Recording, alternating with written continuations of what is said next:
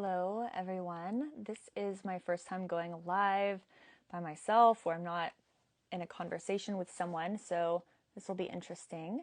But I said that I would go live and share a little bit about my own pelvic womb healing journey. And although there are many, many, many layers, I am not going to go into all of it because that would take way too long. So today I want to talk about the role of patriarchy in and on the topic of pelvic and womb healing and how this relates to me, which as one who's born with a uterus and who identifies as a woman. So this is my perspective, but also I think that this is something that affects and impacts all of us on our own womb and pelvic healing journey. We all have pelvises, whatever gender and whatever your identity, and we all live in a patriarchal society.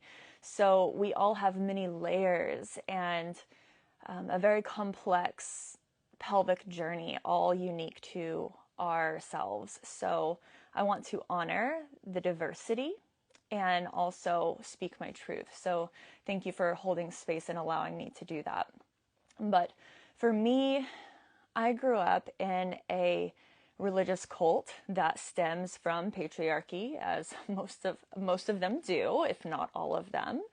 And it was deeply ingrained in me, even though it was never explicitly said, that my worth, my inherent value is to that in relationship with a man. And if you think about this, this is centuries of survival instincts because women, those born with a uterus, had to get married to be taken care of. And if you didn't, you were not acknowledged in your family tree. You weren't able to take care of yourself. You weren't able to read, learn, get a job. You weren't able to, later on vote, get a credit card, buy a house. So it's deeply ingrained in women as ancestral trauma to be pleasing to a man.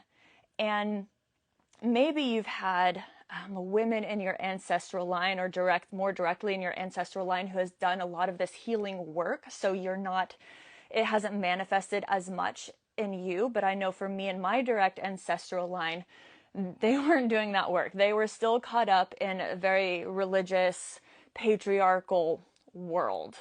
And so how this manifested for me was that I could not say no if a man wanted to have sex with me. I was not taught consent. I was to be pleasing at all costs. I was to be pleasing even at my own expense. And this is very confusing, by the way, growing up, because you are not to make a man lust after you, yet you are to attract a man to want to marry you. So, it gets kind of tricky and hairy in this. So, and there's all the, like, you don't want to give them blue balls. You don't want, like, God forbid you reject them because they can be so fragile. And then you're a tease, like, it's just impossible. And so I grew up this way, feeling that I could not, if I made them lust after me, that was my fault, and I had to give in to that. And I know that I'm not the only one impacted by this, but this took me a long time to learn that if my body, if it is not a 100% yes, then it's a no. And it took me a long time also to learn how to express that and not be afraid to say no, even if we were this close to penetration. I could still say no. And even if penetration happened, I could say no. And what is so, I think, magical about this journey and learning how to reconnect to your body, because what patriarchy taught me was to stay completely disconnected from my body. If my body was saying no, I ignored it. And so therefore my body started giving me screaming in other ways and trying to get my attention and say no for me because I couldn't say no.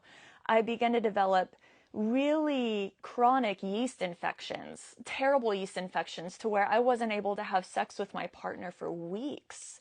And it seemed like every time we did have sex, it would just like flare up a whole nother yeast infection.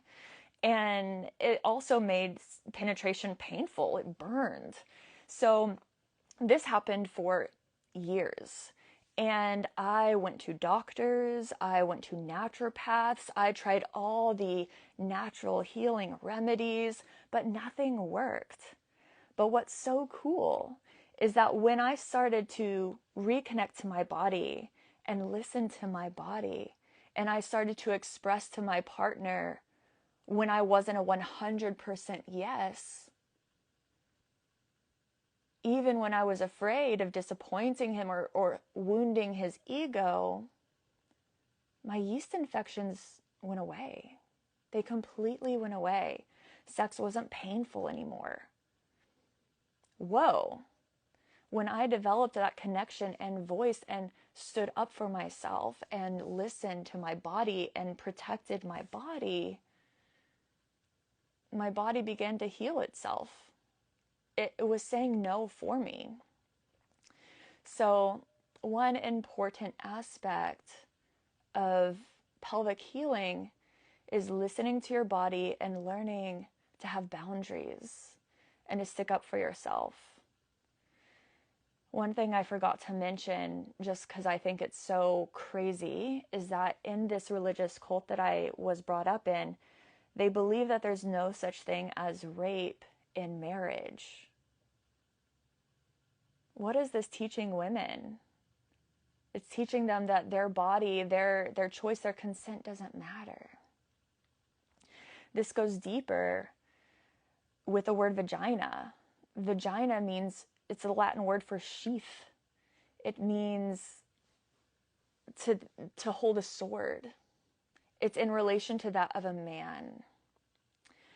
So, this was a big part of my own womb and healing pelvic journey. And if this resonates with you any whatsoever at all, or maybe you have your own story, your own perspective, I would love to hear it. This is what I do. This is what I love.